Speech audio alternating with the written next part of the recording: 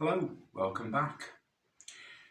Now, as you come back to school, we're started Lent, so I hope you had your pancakes on Shrove Tuesday, and the day after that was Ash Wednesday and the beginning of Lent, and that journey of 40 days through Lent. Today I want to tell you a story about Mr. Pooks. Mr. Pooks was the village baker, so he was very well known by everybody in the village. Seen as a very honest man, very upright, very hard-working, very good living. Kindly, but quite strict. And one day, Mr. Pooks lost his rag. He got so upset with somebody. A lady came into his baker's shop, and for the second time, she tried to steal a loaf of bread. Now, Mr. Pooks knew why she'd be stealing the bread, because she wouldn't have had any money and she'd be hungry. But this was the second time that he known she tried it. So he shouted at her, he bawled her out the shop, told her ever to come back in his shop. That was it. That night, when he went to bed, he was thinking about it. Thinking about this poor woman. Not that he'd done anything wrong, he was right in what he'd done and he could justify that, he was quite happy about that. But he needed to forgive her, because she'd been in the wrong. So he said to himself, I forgive her. That's it. The following week, he saw her in the street. It's that woman.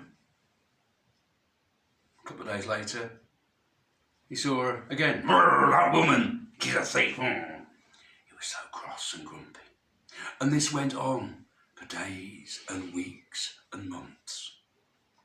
The trouble was, every time Mr. Pooks saw that woman, the woman he said in his mind he'd forgiven for trying to steal bread from him, because he reacted in that way every time, it was like there was another little pebble going onto his heart. And as those pebbles built up, time after time that he saw her, he began to stoop. This very upright man was getting more and more and more stooped by the weight of the pebbles in his heart. And he realised there really was something wrong. He went to the doctors couldn't solve it, he couldn't sort out why he got this stoop. He couldn't understand it. And then something came to mind.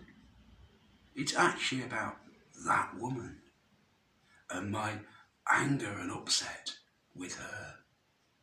It was like God had said something in his head. And he realised he had to change. And so the next time he saw her in the street, slightly odd view of her from his stooped position, he tried to smile. It wasn't a very big smile, but at least he tried. And the next time he smiled a bit more, and eventually he actually said hello to her, and so on. He actually did forgive her and let go of the hurt he'd been feeling. And gradually, the weight on his heart lifted. Those pebbles of hate gradually went. And actually Mr. Pooks became more and more upright again, able to walk and to see properly and look around and be much more like he'd always been, except he was actually more kind and forgiving and thought about other people in a different way. And that's why we're encouraged to forgive and really mean that we forgive somebody. It's also why we need to forgive ourselves for things that we've got wrong, because otherwise they weigh on our hearts and weigh us down and bow us down. We need to accept forgiveness from others and from God, and forgive ourselves, but also to forgive others, so that we can walk tall, look around us, and see the love of God in the things around us.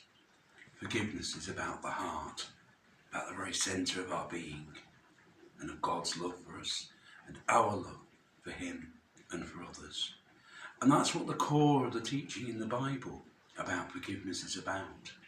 It's about that relationship that we can have with other people and with God, because we're willing to forgive and to be forgiven. So as we make this journey into Lent and through Lent, remember that thing about forgiveness, about forgiving others, forgiving yourselves, and accepting God's love and his forgiveness. I hope you have a good Lent and that journey with God.